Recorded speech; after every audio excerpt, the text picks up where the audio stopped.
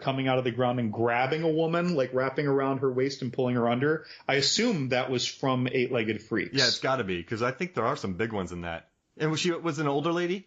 Couldn't tell. It was like too small on the screen. Yeah, it could be. It's worth watching, man. It really is. Which one? What else you got? Okay, the Scarab beetles that were like piranhas in The Mummy. Oh, they tore people apart. Which, God, boy, this is unintentional. Which also go under your skin and move around, and you see the bumps under your skin. Yeah, and they don't hurt that much. So at least this one was believable the way it ripped apart everything, right? Ticks. Right, except when they overtake your body, though, they leave a skeleton. Oh yeah, dude, right? Then they're ridiculous. Those scarabs were, man. Which is funny because scarab beetles, I'm pretty sure that there is not a single predaceous scarab beetle on the planet. Well, these are ancient Egyptian dinosaur. Right. Because they're dung beetles and like fruit beetles, and it's just, but it's a fun take on them. Fun take on them. They ripped people apart. Benny got ripped up by them, right? He did, and remember when they first entombed Imhotep? Yeah. First they wrapped him up, and then they poured in like a big jar, a big canopic jar kind of thing of scarab. But I'm surprised they aren't scared that one of them would get out. Yeah. They just dumped him, but they just crawling all over him, and he's like, Barr! And a bunch of red shirts got scarab too. Yep.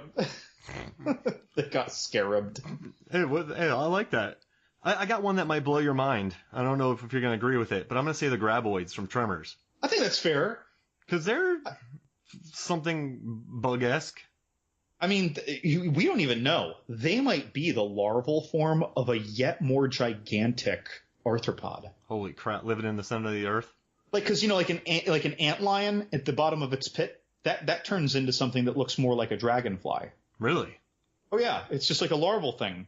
Oh. So like, and which brings me to one of my choices, which was the Seti eels from Star Trek Wrath of Khan. I don't know what those are. And they also, by the way, look like immature antlions, or the antlions at the bottom of pits. So it's this little wormy thing, right? And it has like these big, long kind of jaws. And what they did was they stuck it. The thread is that they put it in your ear, and it will drill into your brain and lay eggs, and you'll slowly go mad as the larvae feed and gestate. You don't remember the Seti eels from Star Trek? Yeah, you're right. I just don't know what an antlion is, and I'm looking at pictures of it, and they're terrifying. And if you look up, listeners as well, if you now look up pictures of adult antlion, you'll see that they turn into something that just seems like it's a different world in the animal kingdom. Jeez Louise. Oh, we're learning today. We're learning something today.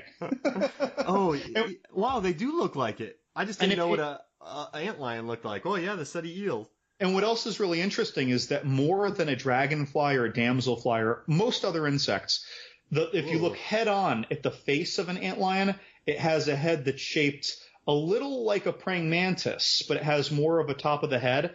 And the face of an antlion is actually really close to the image that we use for the Greys, for aliens. Oh. Like those little gray people with the big heads and the big eyes. Yeah. The shape of an antlion adult head is just so strikingly similar to that. I can't help but to think that, maybe 100 years ago, someone was flipping through an old entomological journal, saw an artist's rendition, and just came up with an idea for what an alien would look like. Oh, I love it.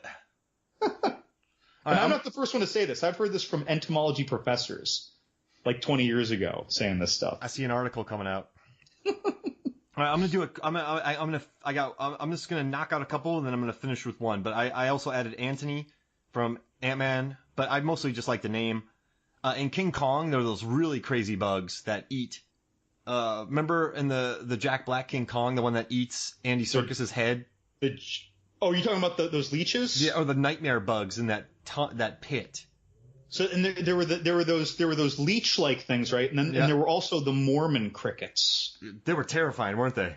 The Mormon crickets were those things that almost looked like grasshopper things, and they had the big mandibles. And Adrian Brody was like fighting one away. By the way, they're really big in real life. Like they can be a couple inches long, and their bite hurts more than most insects.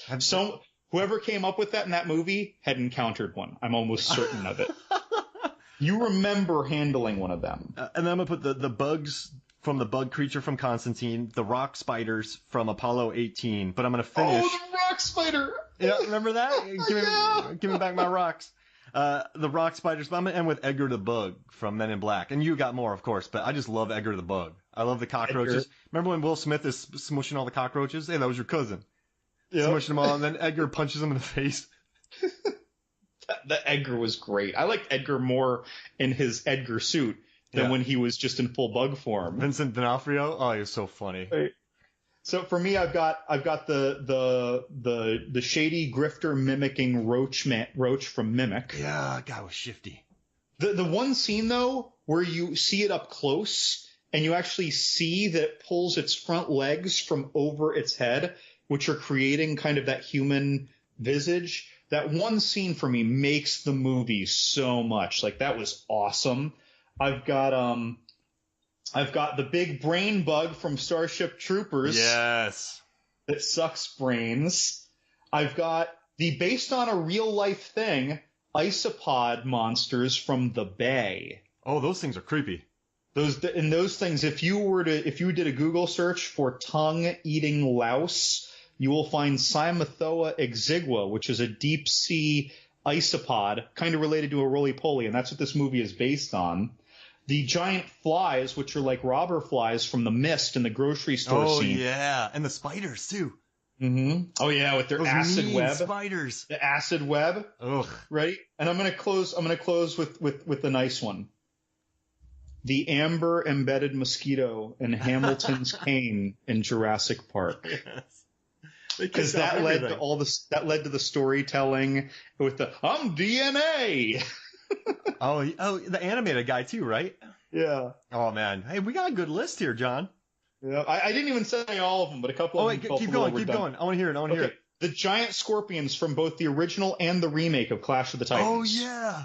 Those action scenes with them striking with their stingers and people getting grabbed by the pinchers, very exciting. I love it, even in the remake, which isn't a spectacular remake, but it doesn't do honor to the original, but it's a lot of fun. They're cool looking.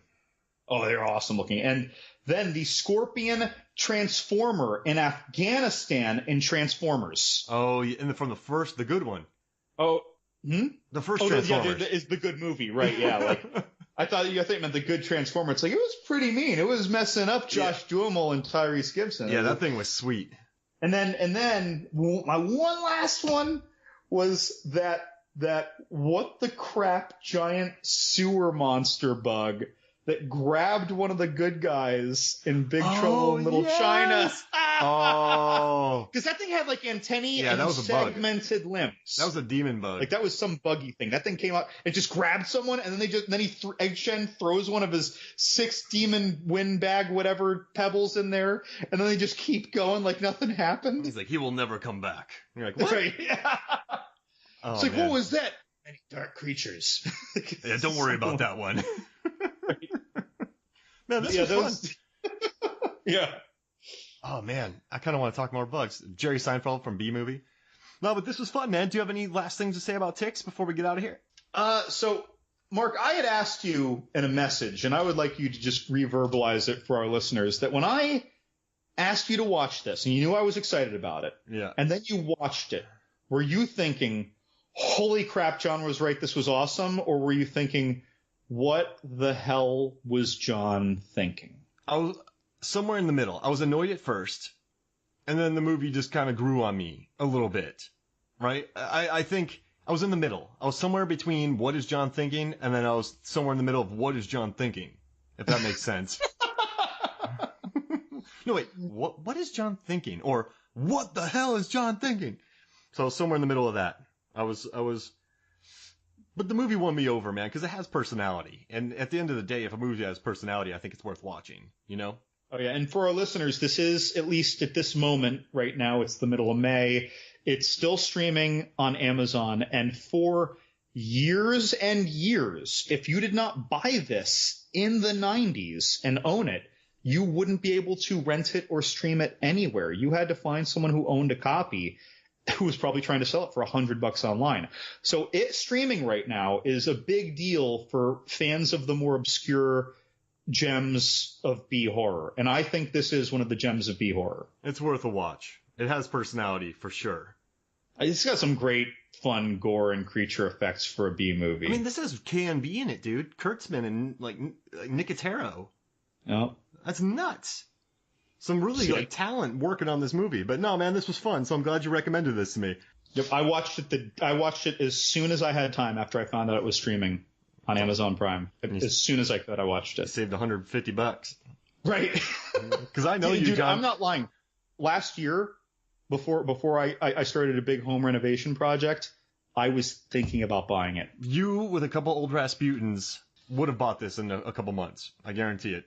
So I'm glad it went on Amazon Prime. Two old Rasputins will result in some obscure purchases. Right now, I'm only 2/3 or half the way through one of these things. All right, well, hey, this was fun. So for me, Mark Hoffmeyer, for John Levengood, this is Movies, Films, and Flicks. We'll see you next week.